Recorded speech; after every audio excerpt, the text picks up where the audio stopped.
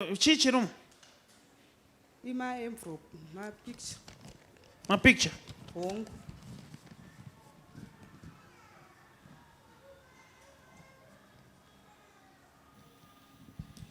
Ndikuona makafara ndekupi kwamuda kuenda? Ndoda kuenda kuSwaziland. Ndakatumirwa matiketi nemwana wangu musikana. Saka ndiri kunzwa kufara zvokuti handisi kutombokwanisa izvozvi. Okay. Handikufara. Munoona pamuri kutaura dai so. Tarisai kuno mama. Saka mafoto ndekutumiita sei? Dauti muribatsirewo ndigoona kufamba zvakanaka. Nevana ivava? Mwana wana ari papo musikana. Ndiye akakutumirai? Hongu. Akapfeka chiyo? Juice. Ane juice. Okay.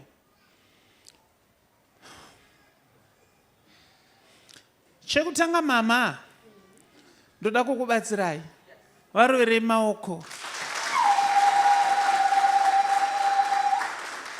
Vabereka vanonzwa kufara. Nai pana anoziva kuti Swaziland iri kupi? Iri kupi? Taurisai. PaSouth Africa panditika. Vabereka vanofara zvokutadza kuziva kuti tiketi randatumirwa ndere kupi. ISwaziland here kana kuti Australia ishe. Hanzi Australia. Australia neSwaziland zvakafanana here?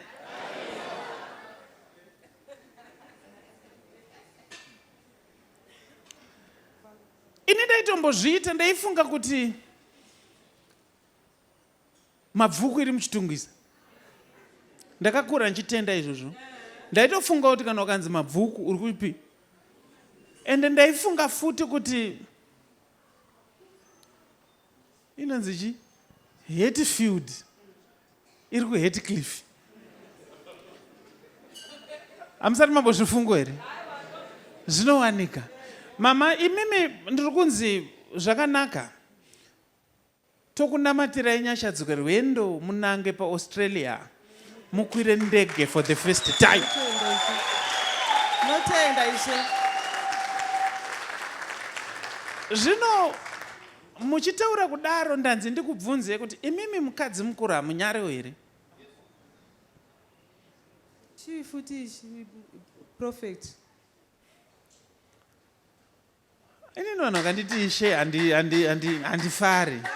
Ndakakudza kuti handidunzi ishe. Ndoita sei ndongotambira here kunzi ishe? I don't know, handinyanyozvida. Kunzi ishe kana kunzi madzibaba handidi. Mazvinzwa? Chero ndikatochengeta ndebvu.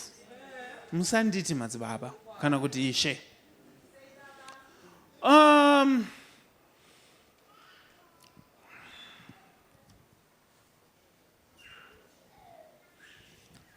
Ndoda kuti mumboroera maoko.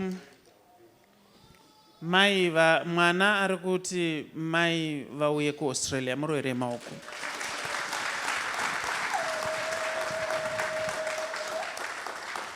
So mwana uyu watiri kutaura nezvake mama ari kukuti uyai mimi nababa pamwe chete matiketsi ayo mouya mondibvakachira. Wamuri kuti mwana uyu. Ndiri kutaura chokwadi here ndikati mwana uyu makamuwana aine murume wenyu imi musati maroorwa? Ihongu. Mwana iye makamusvikira achiri mwana mudiki kudai? Hongu. But ndiri kuona mwana uyu makatanga muchimbomufarira asi ndokubva mazonoita yekwasera naHaga. Ndokuchibva mazoti kumurume mwana abve pamba. Saka ndiri kuona mwana uyu kwavari kuda kuenda kwavari kufarira akatobva pamba akatoendeswa kuchikoro nevamwe vanhu asingagoni kugara pamba pababa wake.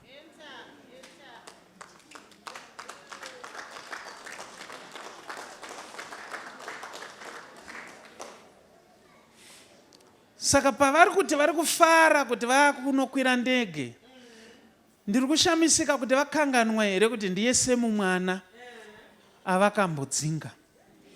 Dai ndaive nemakii ndiri Mwari hamai kunanzvaku, hamai kwira ndege, maigumira pamagaba nemaifiridzo kana kumasvingo, kuzvipipipi. Ndege manga musingainanzve imwi, nokuti ndiri kuoneswa mwana uyu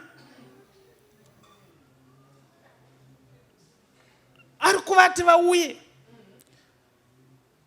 So mama ava saka pajeni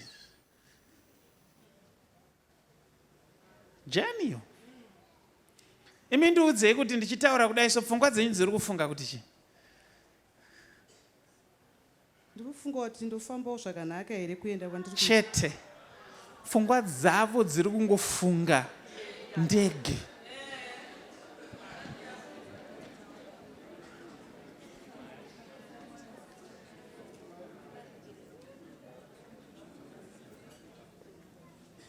Chero ndataura ndavaratidza rimwe side but dzava pfungwa dziri kungoti ndege.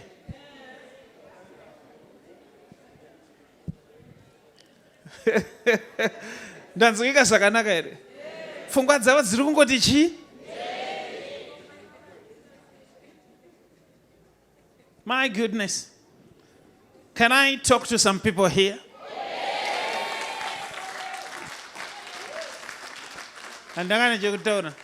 Munofamba zvakanaka mama, enda yenyu munogara pasi. Vatoombera wena.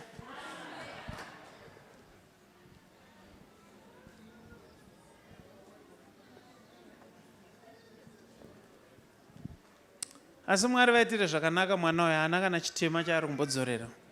Dai Mwari amuropafadza ari kwaari koko. Aitawo mabhizinesi ake zvakawanda.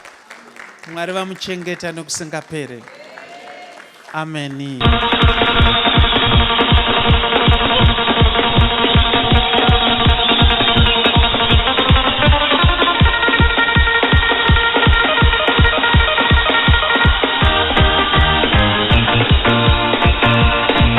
Kwekwe Revival Night na Prophet T. Freddy. Kwekwe Revival Night musi weFriday 29 May 2026 kubva na 9 p.m. kusvika kwaedza.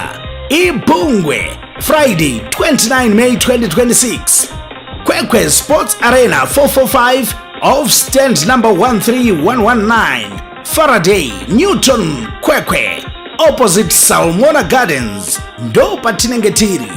Kune vanoda kuona munhu waMwari one on one, mukana unenge uripo.